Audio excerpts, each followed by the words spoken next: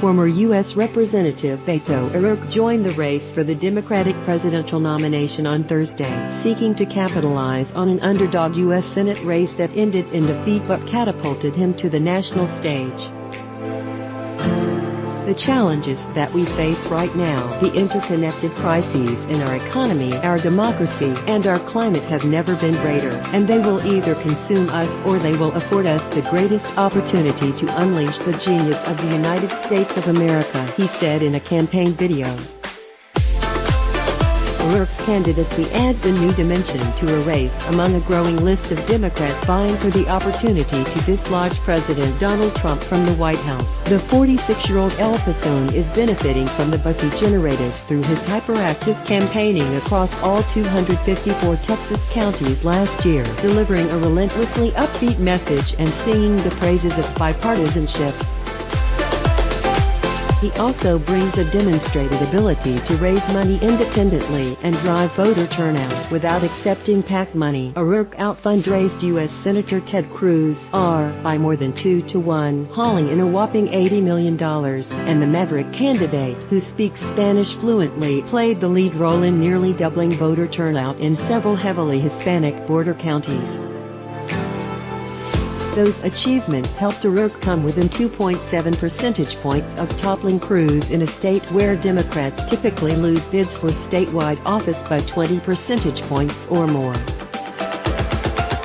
O'Rourke appeared to struggle for months over the decision of whether to run, even as his supporters created an organization to draft Beto into the race. Instead, he largely stayed out of the public eye, reviewing his options, including a possible challenge to U.S. Senator John Cornyn in 2020.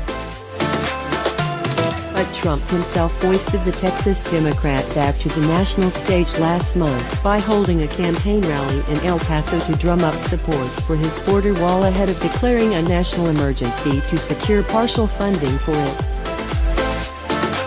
The president has remained in campaign mode since winning the White House, but rarely holds such events in solidly Democratic territory like El Paso. A coalition of more than 50 community and immigrant rights organizations put together a counter-march that featured O'Rourke as the closing speaker, where he directly challenged Trump's dystopic image of the border as a region besieged by drugs and violence.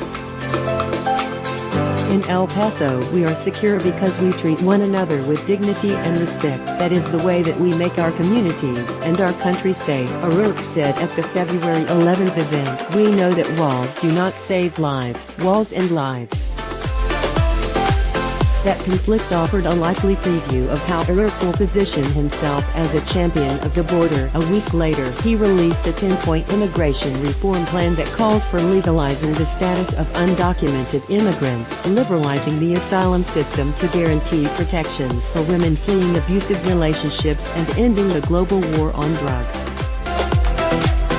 O'Rourke faces stiff competition for the chance to challenge Trump, and the field promises to keep growing.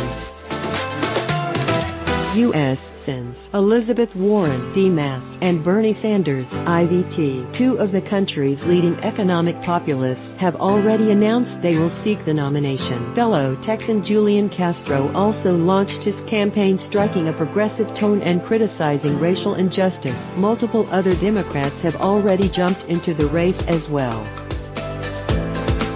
As an avowed free trader with a long history of criticizing the drug war and championing the virtues of the U.S.-Mexico border, O'Rourke doesn't fit neatly in the party's economic populist wing or its establishment, has also one of the few potential contenders to have run a competitive statewide campaign in a solidly red state. That unique positioning could give him an advantage, allowing him to bridge the chasm that divides the party. But it could also turn out to be a liability. Immediately after Election Day last year, O'Rourke began to face criticism from both left-wing and moderate Democrats, in stark contrast to the liberal love fest that fueled his Senate candidacy. Chicago Mayor Rahm Emanuel scoffed at the possibility of an O'Rourke presidential run on the back of a losing campaign, and progressives saw little to love in his moderate voting record in Congress and his lack of fury against Wall Street. Some Texans criticized only O'Rourke's outsized ambitions, urging him to challenge someone closer to home in 2020, like Corning.